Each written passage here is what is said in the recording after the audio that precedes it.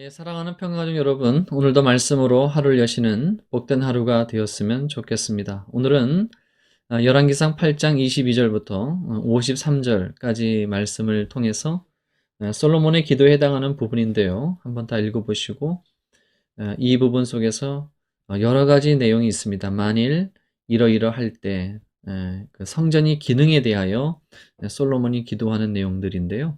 만민이 기도하는 집도 여기에 포함되어 있고, 특별히 열왕기서는 바벨론의 포로로 붙잡혀가 있는 이스라엘 백성들의 들이 이제 주 독자 대상이죠. 그러므로 그 이스라엘 백성들의 상황과 가장 밀접한 부분들을 발췌하자면 바로 오늘 본문에 해당하는 것입니다. 그래서 그들이 주께 범죄함으로 적국에 넘기심에, 바로 이 바벨론과 같은 상황이죠. 바벨론의 포로가 되었을 때 주께 돌아와 기도합니다. 바로 회개 기도예요. 성전은 죄로부터의 용서를 구하는 바로 그러한 기능이 됩니다. 그래서 주의 이름을 위하여 건축한 성전이죠. 주의 이름이란 창조와 구원이고, 그것은 죄로부터의 용서를 이루는 바로 이러한 내용들이 되겠습니다. 그래서 그렇게 할 때 그 사람들로, 바로 적국의 인물들이겠죠. 그래서 그들을 불쌍히 여기게, 바로 자기 자신들을 불쌍히 여기게 해달라는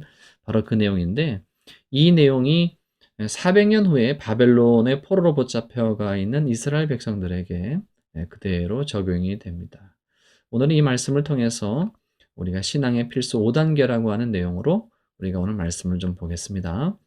자, 이스라엘 백성들은 바벨론의 포로로 붙잡혀가고, 그리고 거기에서 어떤 일이 발생이 되냐면 그들이 자신의 잘못을 회개하고 기도합니다. 다니엘 같은 인물은 하루에 3번씩 무너진 예루살렘 성전이지만 그곳을 향하여 여러분 기도했다라고 이렇게 나오고, 절묘하게도 하나님께서는 고레스라고 하는 페르시아 왕을 통하여 저들에게 해방을 허락하죠. 그래서 그들이 돌아와 스룹바벨 성전을 짓게 됩니다. 에스라의 내용이 여기에 해당하게 됩니다.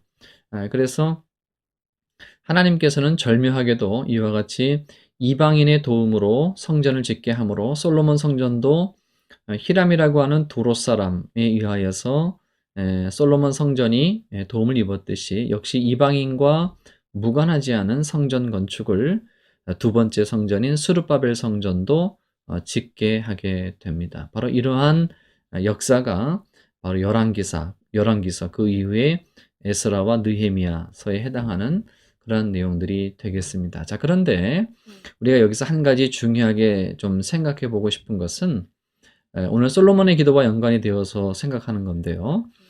이 열왕기서는 이 사사기와 매우 비슷합니다. 그래서 열왕기는 열왕의 이야기들을 이야기했고, 사사기는 이제 사사들을 이야기를 했는데, 열왕기서가 400년의 역사고 사사기가 350년의 역사잖아요. 그런데 그 내용의 구조가 똑같습니다. 열왕은 40명의 왕들, 또 사사기는 사무엘까지 모두 16명의 사사들이 등장을 하는데요. 그 구조는 똑같은 구조로 흘러요. 어떤 구조냐면 이와 같은 순환 구조인데요. 먼저 이스라엘 백성들이 평안을 누립니다. 우리가 이걸 샬롬이라고 그러죠. 하나님과의 관계가 막힘이 없는 그런 관계를 하다가 이 속에서 저들이 죄를 짓습니다.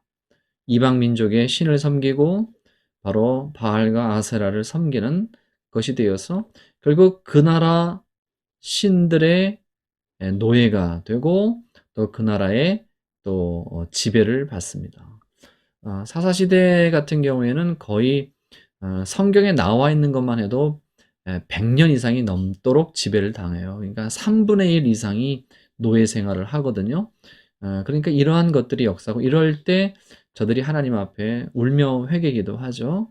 그러면 하나님께서 사사를 보내든지 선한 왕을 보내든지, 아니면 우리가 아까서 봤습니다만 고레스와 같은 이방인을 통해서도 저들이 하나님께서 다시 평안과 샬롬을 이끌어내는 이런 순환의 구조의 역사를 보입니다. 열왕기서의 독자인 이스라엘 백성들은 지금 현재 징계 그리고 노예를 받는 과정으로 바벨론의 포로가 되어 있는 상황이겠죠. 그래서 저들은 성전을 향하여, 성전의 기능이 기도하는 기능입니다. 기도를 통하여 저들이 다시 평안과 샬롬을 누리기를 바라는 그런 것을 꿈꾸는 바로 그러한 상황이 되겠습니다. 그러므로 우리가 가지고 있는 신앙은 바로 이 5가지의 신앙의 위치 속에 반드시 있고 이 어느 것 하나 예외가 없고 이 모든 것이 이러한 순서대로 되어집니다. 여러분 그래서요. 우리들의 신앙에서 평안이라고 하는 것을 빼버릴 수가 없어요. 우리들의 신앙에 평안이라고 하는 단계를 지날 때가 있어요.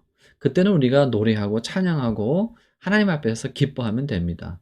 이러한 평안은 없어. 이런 것들은 여러분 금욕주의입니다. 우리는 늘 징계와 노예 상태에만 있어야 돼. 우리는 늘 벌만 받아야 돼. 이런 것들은 이제 금욕주의에 해당하는 그런 것이겠죠. 또 하나, 두 번째 단계죠. 우리에게는 죄악이 없어. 우리에게는 완전 성화를 이룰 수 있어. 라고 하는 것은 이것은 알미니안주의라고 해서 완전주의죠. 인간에게는 죄가 없을 수가 없습니다. 죄가 없을 수가 없고 늘 긴장해야 되고 우리의 탐심으로 인한 우상숭배에 빠지지 않도록 해야 됩니다. 또 우리들의 신앙에 징계가 없어. 여러분 그렇지 않습니다. 죄값에 대하여서는 여러분 용서는 있어요. 하나님이 용서하죠. 그러나 여러분 벌은 받습니다. 마치 이것과 같아요. 우리가 하나님의 은혜로 우리가 천국에 가죠. 그럼에도 불구하고 우리가 잘한 것에 대하여 하나님이 상급을 준다고 하잖아요. 그러니까 은혜로 천국을 가고 은혜로 용서를 받지만 그러나 우리가 잘한 것에 대하여 어떠한 것인지 모르지만 상급을 받고 하늘에 속한 것이겠죠. 어떠한 것인지 모르지만 우리가 벌을 받습니다. 그건 땅에 속한 것이에요. 우리가 그것을 인정하지 않는 것은 세대주의 종말론자들, 바로 7년 대환란, 휴가를 문자적으로 보는 그러한 것들과 같습니다. 이들과 같습니다. 기도 없이 우리에게 평안과 샬롬이 온다? 이런 사람들은 자유주의입니다. 여러분, 하나님은 반드시 성전의 기능이 기도잖아요. 그러니까 기도를 통해서 하나님은 일을 하셔요. 이것들을 잊지 않으셔야 되겠고, 그 다음에 기도를 통하여 바로 샬롬이 오지 않습니다. 하나님은 반드시 사사를 통하여 우리의 구원자 예수 그리스도를 통하여서 우리에게 죄 용서와 샬롬을 주시죠. 바로 이와 같이 예수가 필요 없다, 구원자가 필요 없다, 이런 것들은 율법주의에 해당하는 것이 되겠습니다. 여러분, 그러므로 우리가 오늘 말씀을 통해서 이러한 순환 구조 속에서 우리가 있는데 우리가 어떤 위치에서 우리가 무엇을 해야 되고 어떤 것을 예상해야 할까요? 무엇보다도 우리가 이 기도라고 하는 이 성전의 기능, 그것을 통하여 샬롬을 이루시는 예수 그리스도를 통하여 샬롬을 주시고자 하시는 하나님의 뜻, 여러분 이것을 꼭 잊지 않으셔야 되겠습니다. 이 성전 건축의 목적 다시 한번 기억하셔서 오늘도 기도 없어도 된다라고 하는 자유주의, 그리고 여러 가지 하나의 요소가 없다라고 하는 그 어떤 잘못된 신앙에 빠지지 마시고 그러한 상황 속에서 평안과 샬롬의 단계를 유지하실 수 있도록 늘 기도하는 것을 잃지 않는 여러분의 생애가 되시기를 주님의 이름으로 축원을 드립니다. 샬롬.